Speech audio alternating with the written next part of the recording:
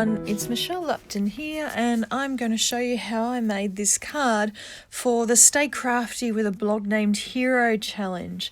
So I'm using some reactive inks today, and I'm putting them into my ink stand here to keep them nice and still, and I'm using my Hero Arts blending brush to add them to some cardstock. So the first colour that I'm adding here is a lemon drop colour.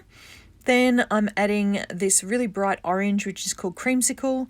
Then moving on to the hot pink colour, which is called Taffy. And then on to the purple, which is called Grape Slush. And last but not least, by no means least, is the blue Hawaii colour, which is just this gorgeous blue colour. And I did actually go over these a couple more times just to sort of get a good blend between the colours. As you can see, I'm adding them quite generously. So I'm getting a whole lot of colour down onto this piece of cardstock. And that's for two reasons. One, I'm going to cover it up with a dye, so I wanted the colour to be quite bright in the background. And the other reason is I'm going to be adding some shimmer spray over the top.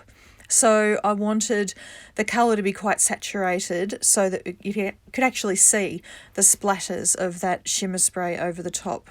So now I've got my panel all nice and inked up, and I'm just grabbing a spray bottle just with tap water in it, just really just straight from the tap, nothing special about this. And I'm just spraying it really gently to get big splats of water onto my panel. I'm just going to pick up those splats of water with a dry rag. And now I'm just shaking up my bottle over the white iridescent shimmer spray. And just holding something up so I don't get other stuff on my desk dirty with this spray. And again, I'm trying to spray very gently. I tend to find with the spray bottles, if you push your finger down really fast, you get a nice even spray of tiny little droplets of water. But if you press it down a little bit more slowly and only partially depress it, you get larger splats of water or the shimmer mist. And that was kind of the look I was going for. Alright, so now I've pulled out this gorgeous cover plate die, which is called the Magnolia Branches cover plate, and I'm just adhering it to some white cardstock. I'm using Neenah Solar White cardstock for this card. And here I go, just pushing out all of those little bits in the middle. I find that a little bit therapeutic doing that.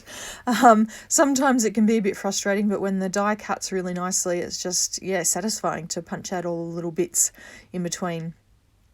All right, so I'm just making sure that my panels line up nicely so that if anything overhangs, I can just put it into my paper trimmer and slice it off. Now what I'm doing is I've turned my die cut piece onto the back, and each of the flowers on this die cut panel actually has little cuts in it to designate all of the individual petals in the flowers. And so what I'm doing is I'm putting some tiny little bits of foam adhesive behind some of the petals, and then when I adhere the panel with glue, so I'm using my Hero Arts ProCision glue here, and I'm just going to add this around the edge and then to just certain areas within that die cut. The pieces that have got the foam adhesive behind them, I'm going to pop up. So I'm actually adding a little bit of dimension within this die cut to my card. All right, so now I'm just taking off all the little backing sheets, all the little release papers off my tiny little bits of foam adhesive, trying not to miss any here. And then I'm going to add it to my card base. I'm just wiping off my fingers and make sure I've got all those little bits, adding a few little bits here and there just to make sure it looks good. And strangely enough, that last bit that I added, I decided to remove it anyway.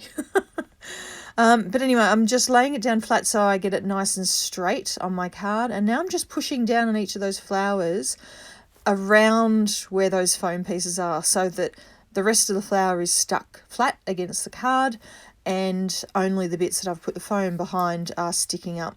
So it gives me some really cool dimension there. All right, now I've pulled out the Let's Celebrate stamp set, which I haven't had it that long, but it's absolutely becoming a firm favourite of mine. It's just so useful to make birthday cards with. And I'm just going to my favourite technique of basically doing some white embossing onto some black cardstock, and this is Hero Art's black cardstock, to create my sentiment in the middle of the card. So I'm just adding some powder tool to my panel here. So that was the rabbit hole powder tool. I'm going to be using some Versamark ink, which is a sticky clear ink, so that I can add my white embossing powder over the top. I'm going to double stamp it just because this black cardstock from Hero Arts just has a little bit of texture, so it's always good to double stamp just to make sure you've got a really good impression. So that's the joy of having a Misty, is you can do that and always get stamped in exactly the same spot. So I'm just adding my white embossing powder. This is Hero Arts white embossing powder. And just funnel that back into the jar so I don't lose any, and heat that up with my heat tool, and then I'll be all ready to go to trim it down. So I'm just going to get out my paper trimmer and just trim off the excess. So I'm cutting it relatively close to where the sentiment is, and on the left and the right as well. Sometimes I fussy cut, but I wasn't really in the mood for fussy cutting today, and I thought the background was so detailed with that cover plate die that I didn't really want to add much more detail with the sentiment by fussy cutting it. Right, so I'm going to add my sentiment there, and that actually is right on top of a piece of foam. Remember that last piece of foam that I added? I'm now removing it. So, because I didn't want that extra dimension behind my sentiment, because then it would make the sentiment a bit bumpy. Because I'm actually adding some foam behind my sentiment, it's going to be popped up anyway, but I wanted it to be all popped up to the same level, so it wasn't sort of crooked all over the place. I'm just pulling out my T-square ruler to make sure I've got everything straight, and I'll pop that down onto the card. And there, I'm done. All right, so all I need to do now is to pop this whole panel onto a top folding card base, again made of Neenah Solar White, and then I will be absolutely done. So thank you very much for watching. I hope you join in with our Stay Crafty with a blog named Hero challenge. You can find it on the Hero Arts blog. Just do a search for Stay Crafty and you'll find it there, and I'll also put a link in the description down below.